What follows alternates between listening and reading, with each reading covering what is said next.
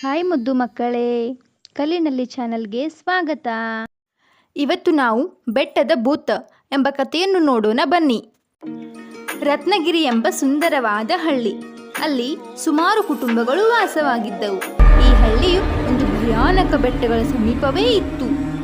ಇಲ್ಲಿನ ಜನರು ಬೆಳಿಗ್ಗೆಯಿಂದ ಸಾಯಂಕಾಲದವರೆಗೆ ನಿರ್ಭಯವಾಗಿ ಓಡಾಡುತ್ತಿದ್ದರು.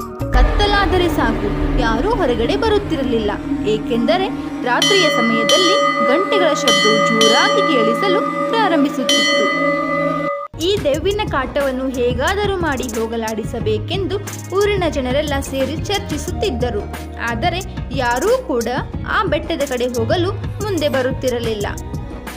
ಅದೇ ಹಳ್ಳಿಯಲ್ಲಿ ದೇವಪ್ಪ ತನ್ನ ಹೆಂಡತಿ ಹಾಗೂ ಮಕ್ಕಳ ಜೊತೆ ವಾಸವಿದ್ದ.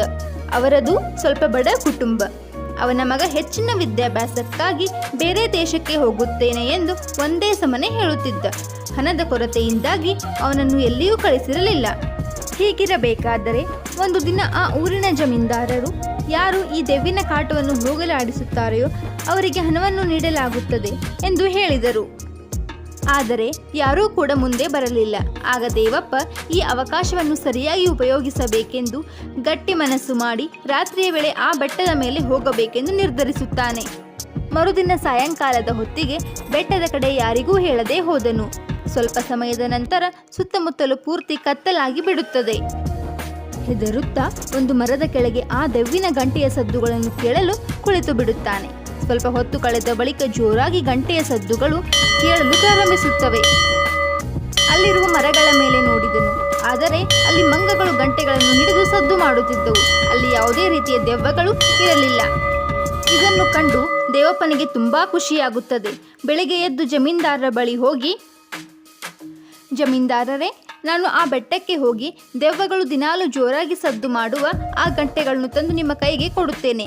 ಆದರೆ ನೀವು ನನಗೆ ಬೇಕಾದಷ್ಟು ಹಣವನ್ನು ನೀಡುತ್ತೀರಾ ಎಂದು ಕೇಳಿದನು. ಇದನ್ನು ಕೇಳಿ ಜಮೀನ್ದಾರರಿಗೆ ತುಂಬಾ ಸಂತೋಷವಾಯಿತು. ಸರಿ, ನೋಡೋಣ, ತೆಗೆದುಕೊಂಡು ಬಾ ಎಂದರು.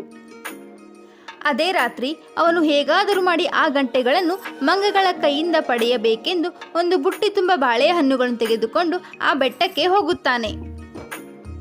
ಉಪಾಯದಿಂದ ಆ ಹಣ್ಣುಗಳ ಬುಟ್ಟಿಯನ್ನು ಮರದ ಕೆಳಗೆ ಇಟ್ಟು ಅವನು ಬೇರೆ ಮರದ ಹತ್ತಿರ ಬಚ್ಚಿಟ್ಟುಕೊಳ್ಳುತ್ತಾನೆ. ಹಣ್ಣಿನ ಆಸೆಯಿಂದ ಎಲ್ಲ ಮಂಗಗಳು ಮರದಿಂದ ಕೆಳಗಿಳಿದು ಗಂಟೆಗಳನ್ನು ಪಕ್ಕಕ್ಕಿಟ್ಟು ಹಣ್ಣುಗಳನ್ನು ತಿನ್ನಲು ಶುರು ಮಾಡಿದವು. ಆಗ ದೇವಪ್ಪ ನಿಧಾನವಾಗಿ ಬಂದು ಆ ಗಂಟೆಗಳನ್ನು ತೆಗೆದುಕೊಂಡು ಹೋಗಿ ಜಮೀನ್ದಾರನಿಗೆ ತೋರಿಸುತ್ತಾನೆ.